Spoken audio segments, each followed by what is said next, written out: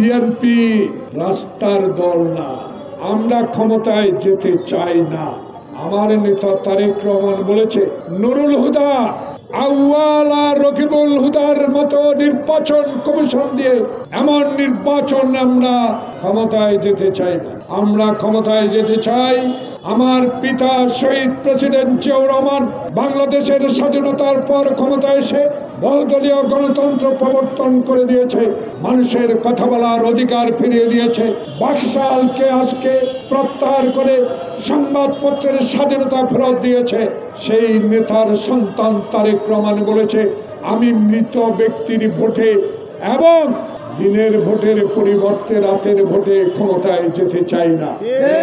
আমি ক্ষমতায় যেতে চাই বাংলাদেশের মানুষ 1991 সালে শাহাবুদ্দিনের মতো একজন আনসার, একজন পুলিশ দিয়ে যারা একটি সুষ্ঠু নির্বাচন উপহার দিয়েছিল, সেই নির্বাচনে আমার নেত্রী বেগম খালেদা জিয়া বাংলাদেশে প্রথম মহিলা প্রধানমন্ত্রী অঙ্গীকার করেছিলেন, মানুষের সেবায় জীবন উৎসর্গ করব, তবু কারো কাছে মাথা নত করি না, মাথা নত করবো না আল্লাহ ছাড়া।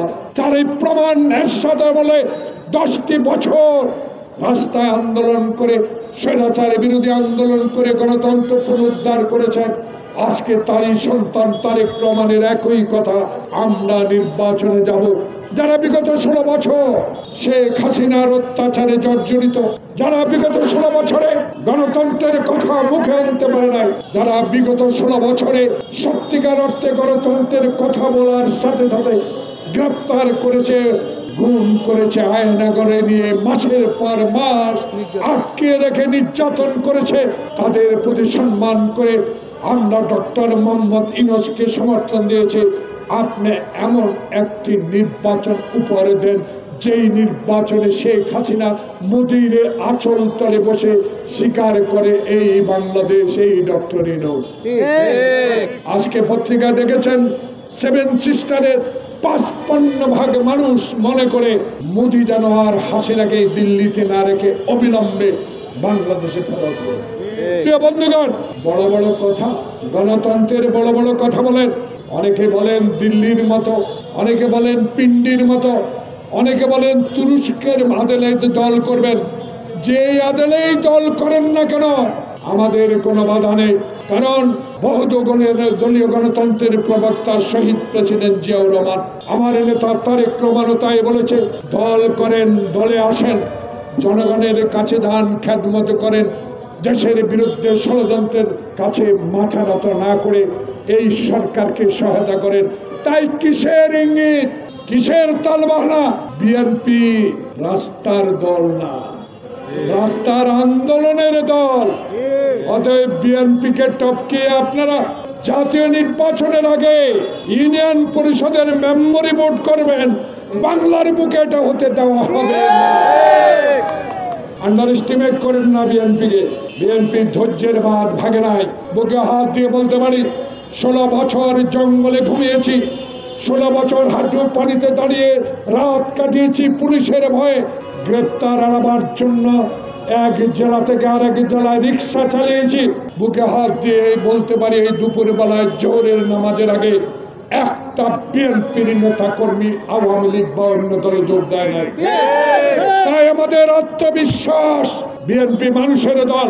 তাই তালবাহানা করে সচিবালয়ে ঘাপটি মোড়ে বেঁচে থাকা ওই কিছু সচিব, যাদের নাম কিছু ডিসিএসপি 142 জন, ডিসিএসপি 142 জন, মুন্সিগঞ্জের সে আব্দুল সালাম আপনার বন্ধু, আপনার বয়সে বড় হতে পারে, মুক্তিযোদ্ধা জাহাঙ্গীর ভাই, উপদেষ্টা স্বরাষ্ট্রমন্ত্রী, এখনো কেন 142 জন এসপিডিসির নাম প্রকাশ করেননি? কারা সচিবালয়ে বসে এখনো খবরদারি করেই ডক্টর ইউনূসের মতো সরকারকে অস্থিতিশীল করার যে প্রয়াস চালাচ্ছে, এদের নাম কেন এখনো জনগণের সামনে আসতে হচ্ছে, আসতে দিচ্ছেন না, আসতে দেন? তাই এই তালবাহানার একটি চক্র আবার চলছে। মহিন আর কি নাম, ফখরুলের মতো আবার 2 বছর ক্ষমতা থাকার চক্রান্ত চলবে না, চলতে দেওয়া হবে না। নির্বাচন দিতে হবে। ডক্টর ইউনূস, আপনার জন্য দরদ লাগে। আপনার জন্য কষ্ট হয়। 16 তলায় পায়ে হেঁটে একটা চেয়ারে বসে বসে আপনি যখন শেখ হাসিনার মিথ্যা মামলায় আপনি হাজিরা দিয়েছেন, লিফট বন্ধ করে দিয়েছিল, আপনার মনে থাকা উচিত সেই শেখ হাসিনার লোক কেন আপনার সচিবালয়ে, কেন এদের বিরুদ্ধে ব্যবস্থা নেওয়া হচ্ছে না। আজকে তাই আমাদের সমর্থন তো আছে, আমাদের সমর্থন অব্যাহত থাকবে, কিন্তু ন্যায্য কথা বললেই বলবেন ক্ষমতায় যাওয়ার জন্য আমরা খুব তাড়াহুড়া করছি। ক্ষমতায় আমরা যাওয়ার জন্য নয়, ক্ষমতায় শহীদ জিয়া থেকে কয়েকবার গিয়েছি।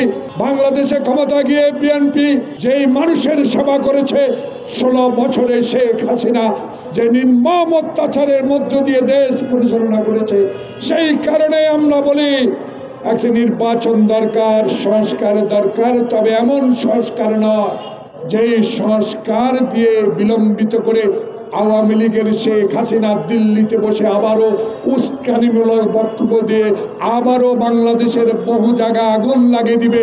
এটা চলতে দেওয়া যায় না।